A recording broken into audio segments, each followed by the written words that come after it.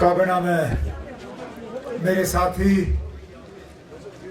PHE irrigation, flood control और वगैरह महकमाजात के वज़ीर जनाब जावेद राना साहब, मेरे एडवाइज़र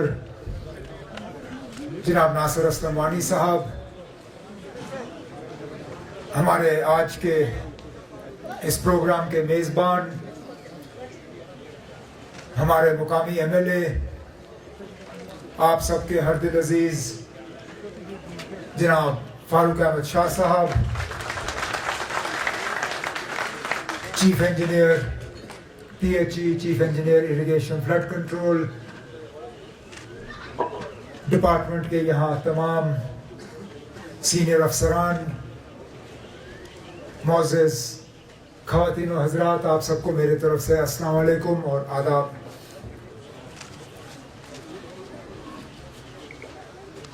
मैं सबसे पहले तो इस मौके पे अपने काबीना के साथी जनाब जावेद राना साहब को, उनकी तमाम टीम को, खासकर मिशन डायरेक्टर जल जीवन मिशन खुर्शीद अहमद शाह साहब को आज के इस मौके पे अपने तरफ से मुबारकबाद पेश करना चाहूँगा और शुक्रिया करना चाहूँगा कि ये 5 प्रोजेक्ट्स आज मुकम्मल होके लोगों के हवाले किए गए हैं।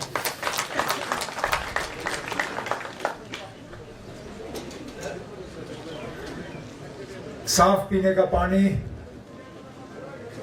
लोगों को मिले, ये हमारी जिम्मेदारी है और इस जिम्मेदारी को हमें निभाना होगा। यहाँ पे हम तालियों की गूंज सुनने नहीं आए, आप लोगों से शाबाशी हासिल करने नहीं आए,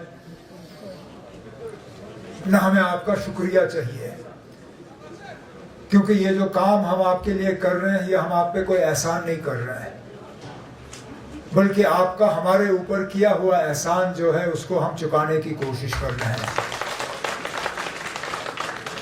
आपने पिछले साल ठीक इसी महीने एक बहुत बड़ा फैसला लिया, आपने अपने कीमती वोटों से जनाब फारूक अहमद शाह साहब को यहाँ से कामयाब होके भेजा और उस दिन से हम मिलके इस कोशिश में लगे रहे कि इस असेंबली हलके की ठीक तरह से नुमाइंदगी हो। करने के लिए बहुत कुछ है, लेकिन अल्लाह का शुक्र है कि आपको एक MLA ऐसा मिला जिसने पहले दिन से ही ये तय किया था कि एक दिन भी ये जाया होने नहीं देंगे।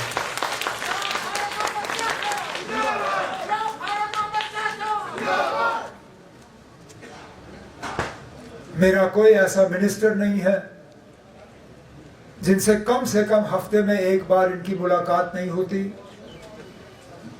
शायद 10 दिन का अरसा नहीं बीतता जब मेरी और फारूक शाह साहब की या तो सेक्रेटेरिएट में या राब्ता के दफ्तर में या कहीं पे हमारी मुलाकात नहीं होती, और जब मुलाकात होती है तो सिर्फ और सिर्फ वो अपने असेंबली हलके के हवाले से बात करते हैं, यहाँ की तरक्की के हवाले से बात करते हैं, हमारे वर्करों के परेशानी के हवाले से बात करते हैं, और लोगों को मुसीबत से निकालने के लिए जो हमें इक़दामात उठाने होंगे उसके हवाले से बात करते हैं।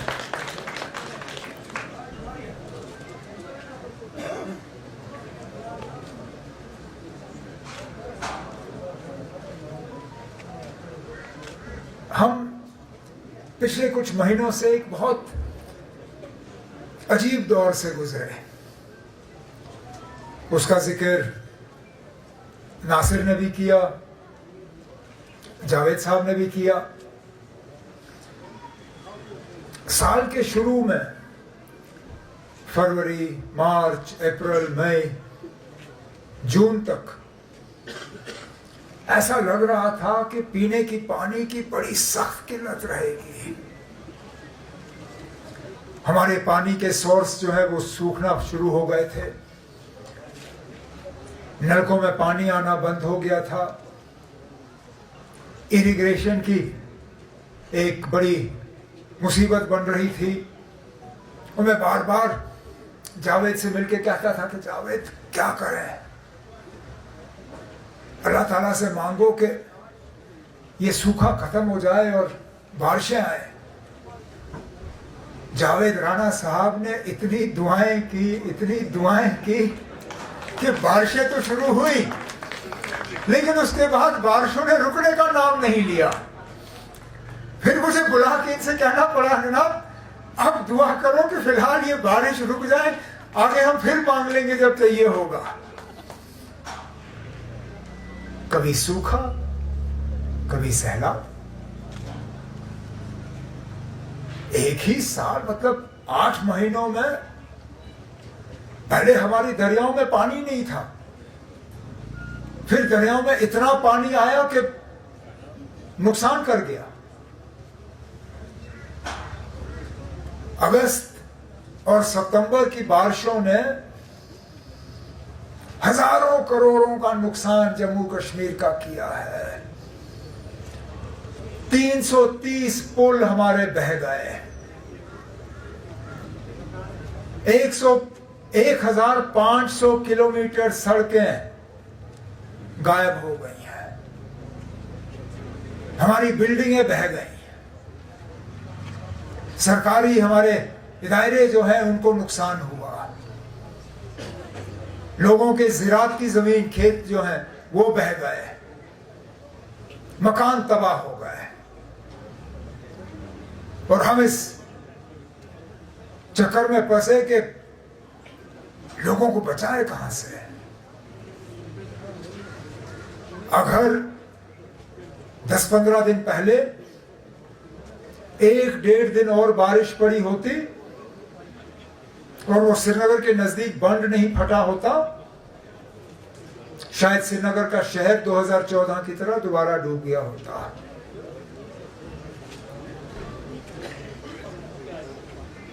लेकिन इस दौरान भी हमारे अफसरों ने काम नहीं छोड़ा। अगर मुश्किल हालात में हमारे इंजीनियर साहिबान, हमारे अफसरों ने काम छोड़ दिया होता तो ये 5 वाटर सप्लाई की स्कीमें जो हैं, जिन पे लगभग 35 करोड़ रुपए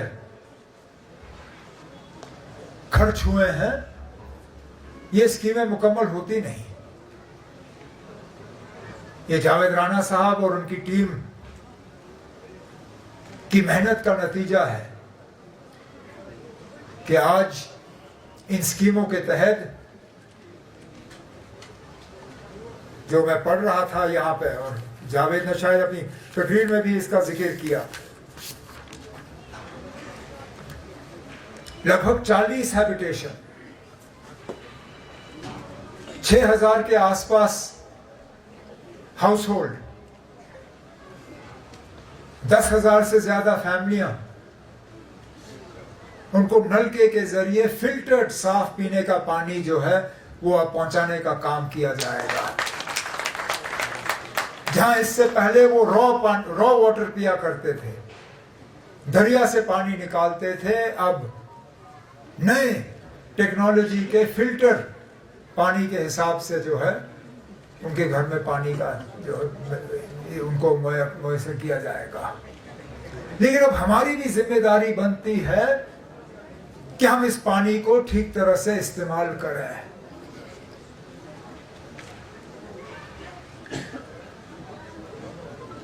ये ना करें कि हम नलका खोलें, बाल्टी भरें, फिर बाल्टी उठा के ले जाएं और नलका वैसे ही छोड़ दें। हमें पानी उसी तरह इस्तेमाल करना चाहिए जिस तरह हम बिजली उन घरों में इस्तेमाल करते हैं जहां मीटर लगा होता है। मुझे मालूम है जनाब, जिन घरों में हमने मीटर लगाए हैं, ये मेरा खुद का घर वैसा है। हम जब कमरा छोड़ देते हैं तो लाइट बंद करके निकल जाते हैं, क्योंकि खाली कमरे में रोशनी लगाने का मतलब हुआ पैसा जाया करना, क्योंकि मीटर बंद नहीं होगा। ठीक इसी तरह हमने अपने पानी का इस्तेमाल करना है, क्योंकि आबादी बढ़ रही है, दरियाओं पे दबाव ज्यादा है। जितनी बर्फ हमारे बचपन में होती थी उतनी बर्फबारी होती नहीं है। याद करिए ना, अब जब हम बच्चे होते थे, दिसंबर में गुलमर्ग टंगमर्ग में बर्फ लाजमी। दिसंबर के दूसरे हफ्ते में हम गुलमर्ग में अपने स्की के कोर्स शुरू करते थे। दिसंबर के पहले हफ्ते में स्कूल की छुट्टियां हो जाती थी और दूसरे हफ्ते से गुलमर्ग में स्कीइंग के कोर्सेज लग जाते थे। पिछले साल तो गुलमर्ग में फरवरी में बर्फ पड़ी, अप्रैल तक तो वो बर्फ पिघल गई थी, तभी तो मई में दरियाएं हमारी सूख गई। तो हमें पानी का एहतियात करके इस्तेमाल करना होगा, हमें पानी को बचाने की कोशिश करनी होगी। मैं जल शक्ति डिपार्टमेंट के साथ बैठ के, रूरल डेवलपमेंट डिपार्टमेंट के साथ बैठ के, बाकी महकमों के साथ बैठ के हमें कोई ऐसी स्कीमें लानी होंगी जिससे कि बारिश के पानी को हम बचा सकें। नहीं तो बारिश का पानी आ जाता है, हमारी दरियाओं में बह जाता है और यहां से निकल जाता है। हमें उसको बचाना होगा ताकि आगे जाके वो हमारे इस्तेमाल के काबिल हो। जो बाकी आपकी जरूरत की चीजें हैं, सड़कों के निजाम को बेहतर करना, तालीम के निजाम को बेहतर करना, सेहत के निजाम को बेहतर करना, कि आपको इलाज के लिए श्रीनगर के बड़े अस्पतालों में उतरने की जरूरत ना पड़े। ज्यादा से ज्यादा अगर आपको कहीं जाना हो तो बारामुल्ला, लेकिन बारामुल्ला से आगे नहीं।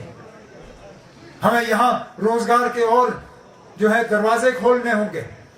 मुझे इस बात का एहसास है और अफसोस भी है कि अभी भी टूरिज्म के लिए जो है द्रंग का इलाका फिलहाल खुला नहीं है। और मैं आपको यकीन दिलाता हूं कि मरकजी हुकूमत के साथ बात करके मैं इस चीज पे जोर दूंगा कि जो जो इलाके पहलगाम के हादसे के बाद बंद हो गए थे उनको दोबारा खोल दिया जाए।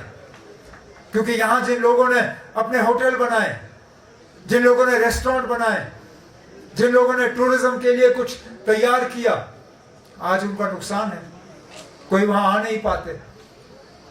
इसी तरह मैं आपको यकीन दिलाता हूं कि जो हमने लोगों के साथ वादे किए हैं 1 साल पहले, इंशाल्लाह उन वादों पे हम उतर आके मुकम्मल करके ही अपने आप को लोगों के सामने पेश करेंगे।